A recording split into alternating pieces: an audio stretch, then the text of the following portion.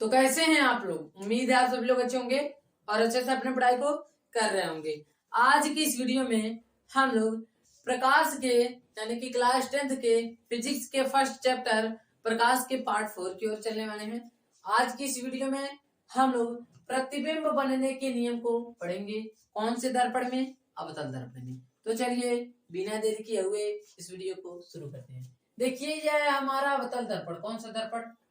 अवतल दर्पण। इसको अच्छे से कलाई करते हैं। कलाई का मतलब इस पे पेंट लगाते हैं। कौन सा पेंट? इस पे चांदी का पेंट लगा हुआ होता है, ठीक है, जिसके कारण प्रकाश आर पार नहीं जाती है।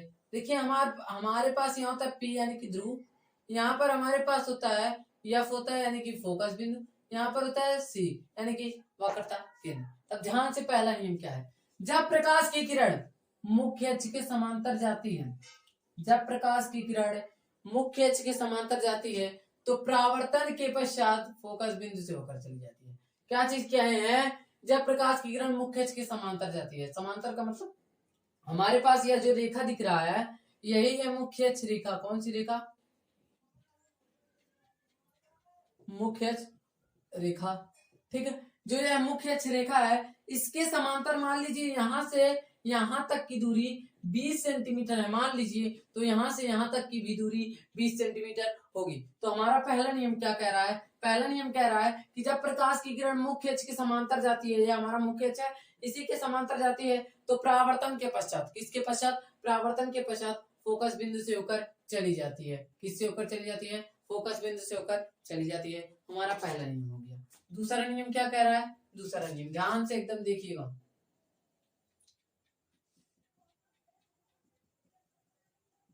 कलाई करते हैं इसको पहले अच्छे से।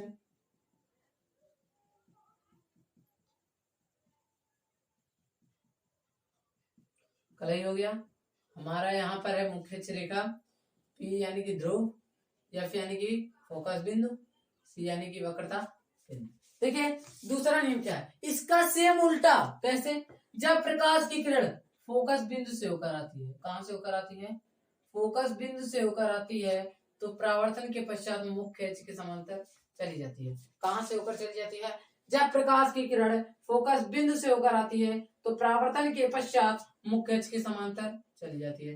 कोई दिक्कत नहीं, हम लोग अच्छे से कर चुके। दूसरा नियम भी। अब तीसरा नियम। तीसरा नियम इस प्रकाश के सबसे आसान नियम में से तीसरा नियम ये हमारा आता है। अब कैसे आता है ध्यान से एकदम देखिएगा। इसको कलई करना बहुत जरूरी है। जब कलई नहीं रहेगा तो समझ लीजिए P, F और C यानी कि वक्रता केंद्र। देखिए इसमें क्या है? जब प्रकाश की किरण वक्रता केंद्र से होकर आती है, जब प्रकाश की किरण वक्रता केंद्र से होकर आती है, कहां से होकर आती है? वक्रता केंद्र से होकर आती है। इसको आप सभी लोग स्केल से अच्छी तरीके से बनाइएगा। जब प्रकाश की किरण वक्रता केंद्र से होकर आती है तो परावर्तन के पश्चात पुनः उसी दिशा में लौट जाती है। जब प्रकाश की किरण वक्रता केंद्र से होकर आती है तो परावर्तन के पश्चात पुनः उसी दिशा में लौट जाती है। हम चौथे की ओर चलते हैं। चौथा हमारा क्या है? देखिए ध्यान से कलाई करते हैं इसको। देखिए क्या चीज है हमारा चौथा नियम। चौथा नियम बुक में तो नहीं दिया गया है लेकिन यह भी जरूरी है। बोर्ड एग्जाम में तो यह नहीं आएगा लेकिन आप सभी को एक्स्ट्रा नॉलेज कहते हैं ना, इसको याद रखिए। जो एग्जाम में यानी कि किताब में एनसीईआरटी के बुक में नहीं दिया हुआ है, हमारे पास सिर्फ 3 ही नियम है लेकिन हम लोग एक एक्स्ट्रा पढ़ रहे हैं। F और C यानी कि फोकस बिंदु। एकदम ध्यान से देखिएगा क्या चीज। जब प्रकाश की किरण डायरेक्ट ध्रुव पर पड़ती है, कहां पड़ती है?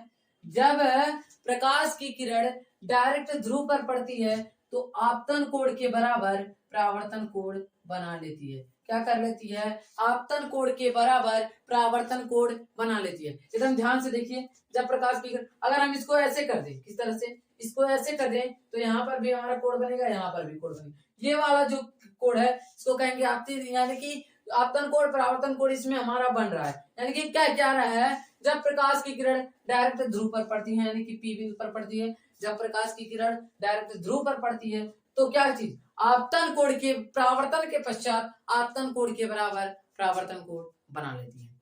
आज की क्लास को यहीं पर एंड करते हैं। और आप सभी को वीडियो अच्छा लगा हो, वीडियो को एक लाइक एंड चैनल को सब्सक्राइब करें। अब हम मिलेंगे अगले वीडियो में किसी और टॉपिक के साथ। जय हिंद।